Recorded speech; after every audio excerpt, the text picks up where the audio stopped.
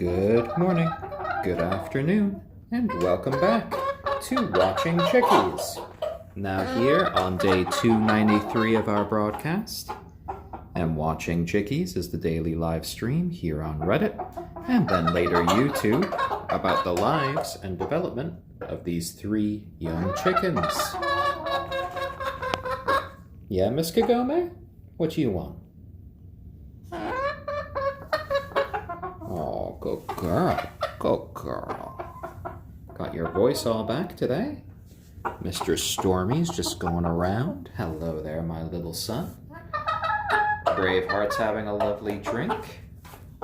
Ooh, he's doing his little shuffle right there. Yeah? What do you want, Miss Kagome? What, you'd want a little bit of food in a bowl? Is that it? Is that what you're trying to say to me? I could probably do that for you. But you kind of waste food when I do that for you. Well, I'll see. I'll see. I'm gonna have to put the camera down for a second. Let's see. You already have your food right here.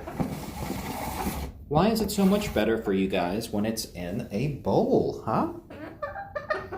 Oh, hello there, Scone42. The chickies are doing well today. Just setting up Kagome with a little bit of food in a bowl because she seems quite insistent not to eat it from the feeder for some reason. So what I can do is I could put a bunch of feed in this little bowl, and I'm going to mosey off over here. Oh, and hello to Kagome's eggies, all 4 of them over there. So let's go over to some of this crushed oyster shell. Let's add it amongst all of the food here. There we go. Add a little bit more as we hear Stormy and Kagome start to complain to each other. Oh, the verbal arguments.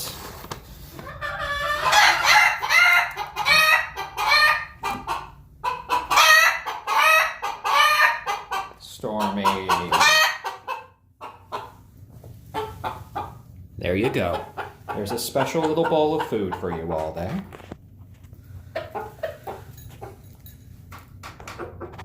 And it makes all the difference in the world to her, apparently, that it's in a little bowl rather than in their little feeder over there.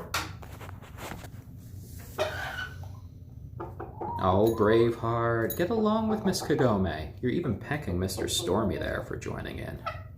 You think that's your bowl and your bowl alone? Hey, hey, hey, be nice.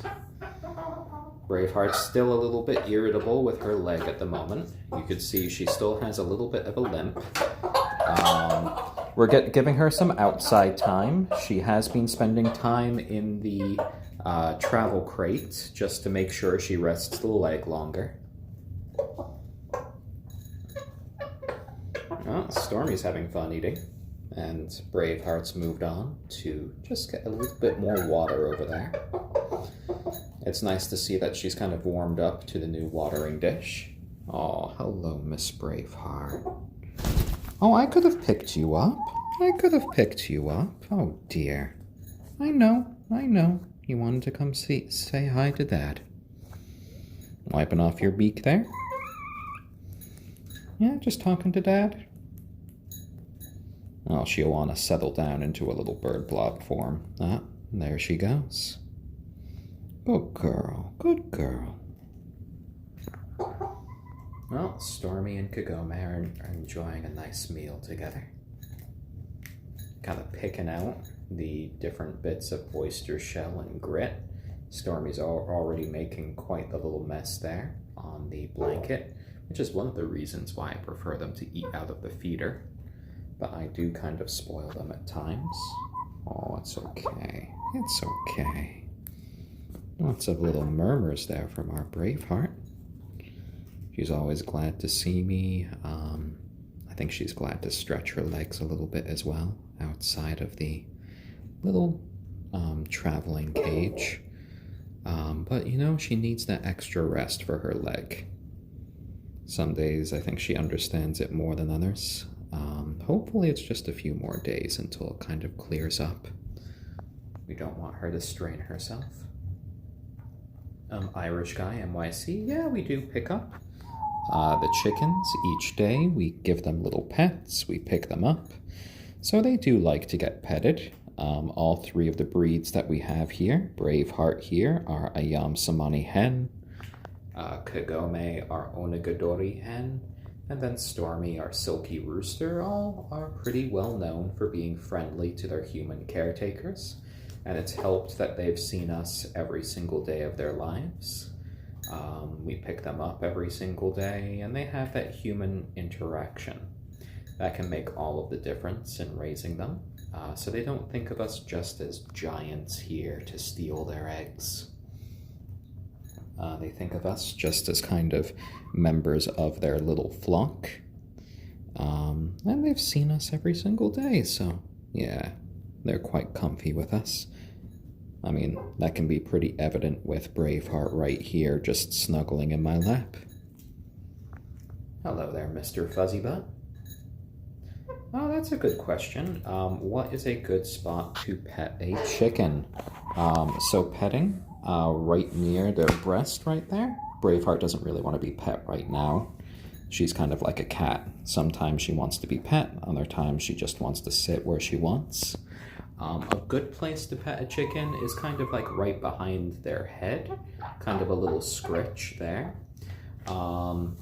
Sometimes a light pat on the back can work, though sometimes certain chickens can misconstrue that to be more associated with mating. So if you focus a little bit more on just little pats to the chest and right to the back of the head, those are really great places to pet a chicken.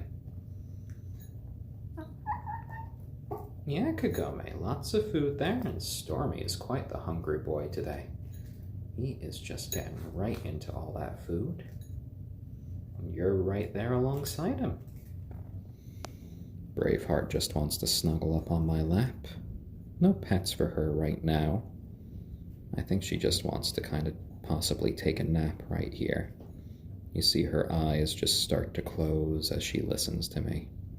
So she's just kind of telling me, I don't want you to distract me with pets. I just want to take my lovely nap. So we will let Braveheart rest. Well, fortunately, when Braveheart is telling me she doesn't want pets, she makes sure never to peck very hard.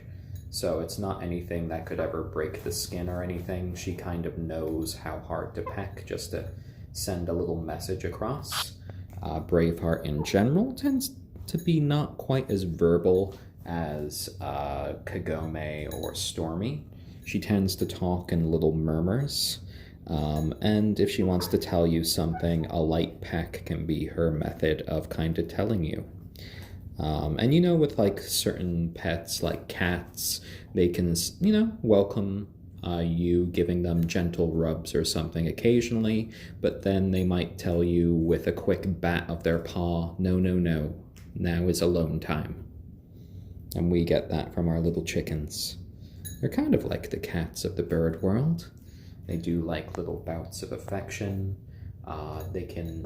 They like going outside. They can even do a little bit of hunting in the form of like mice and rats and voles and such. They do like getting insects as well when they're outdoors. So they're quite the curious little creatures. And of course, as you see here, they like to make a real big mess, if they can, of their eating situation, which is why Kagome was kind of insisting to me that I feed her in a bowl. This gives them more of an opportunity to make a little bit of a mess in which they can kind of just scratch about and sort through it. The feeder over there kind of prevents them from making that sort of a mess by having everything elevated. The elevated watering dish there also prevents them from kind of fouling their water more like their old watering dish did there. We've transitioned the old watering dish to be used in the sort of like little isolation cage that we have here, the little travel cage. And that's what Braveheart has been using while she's been recovering her leg. You okay there, Braveheart? Yeah? Just snuggling up? Being a little bird blob? Well, that's more than okay. You be a good girl. Yeah, that's right. So it's lovely just to see them share a meal, kind of relax, and just forget about any worries that you have. They're having fun, and I'm having fun just watching the chickies. Yeah, Mr. Stormy, yeah. Lauren just went out a little while ago for a doctor's appointment, and Stormy got so excited to see her right before she left. He was kind of dancing around, flapping, and kind of just making so many little clucks to her. He was so pleased to see her. I think she's going to be spending a bit more time with you later today, Mr. Stormy, which should make him very happy. But so much food has made him very thirsty, so he's gone off to the watering dish. Oh, be careful. You tried to make clucks while you were actually drinking.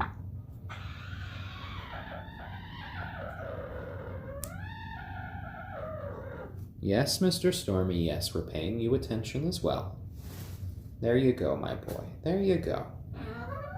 He's got that little rooster strut down. He's trying to find Kagome because he can't really see her. Oh, that's like a lovely noise you made there, Braveheart. You rediscovering the food there, Stormy?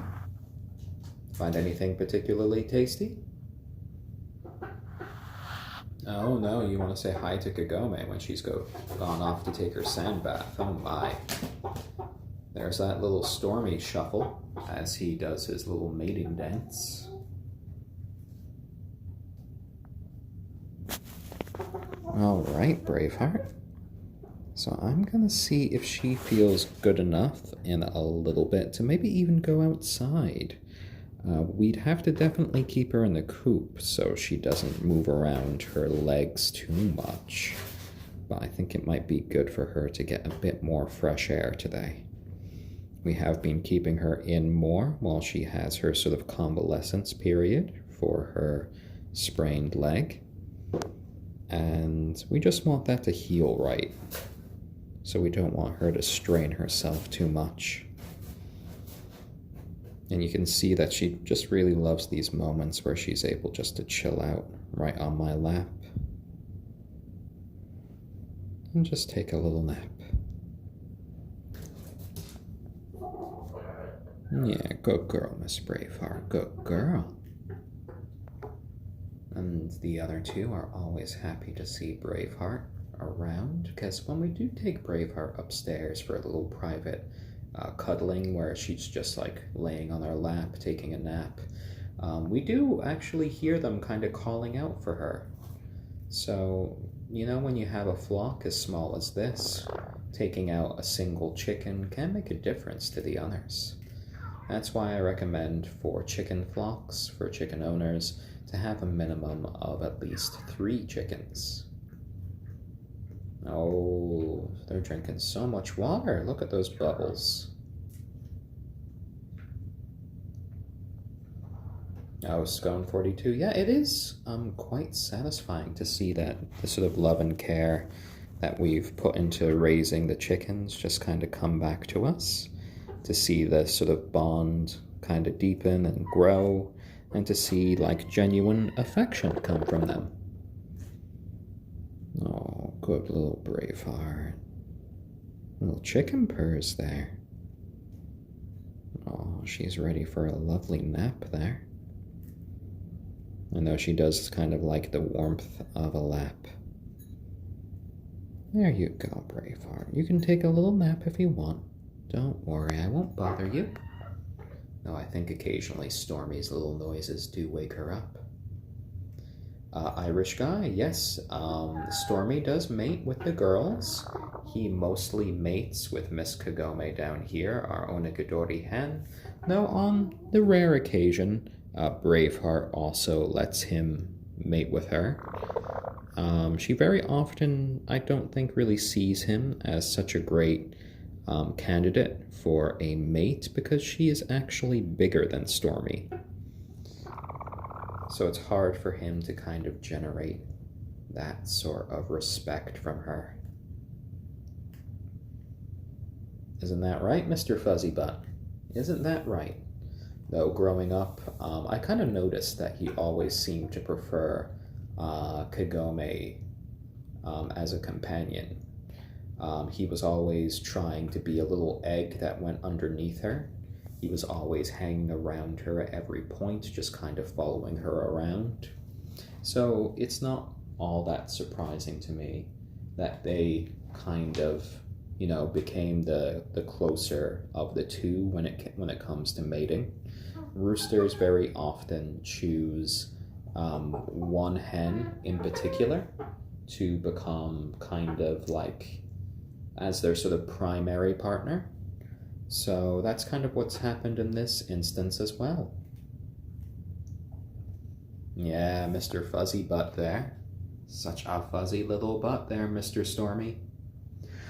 We have not had any chicks yet. We have 4 eggs at the moment down there that Kagome has laid in the little nesting area.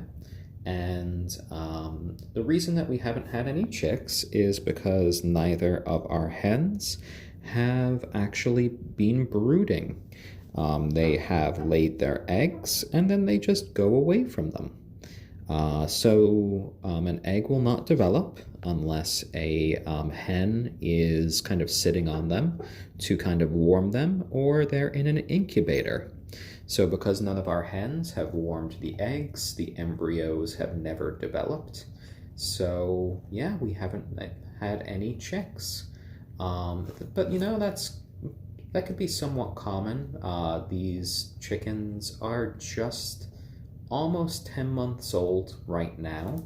And for many chickens, it can take to the point where, they're a year or older to really start being broody. So we might see them actually start to sit on eggs within the next couple of months. Or we might actually go ahead and we might get an incubator of our own just to hatch a couple more eggs. Like we want to hatch one from Miss Braveheart, and we want to hatch one from Miss Kagome. All of the new chicks would be hybrid chickens. They would be half silkie from their father, and then they would either be half onagadori from Kagome, or half ayam cemeni from Braveheart.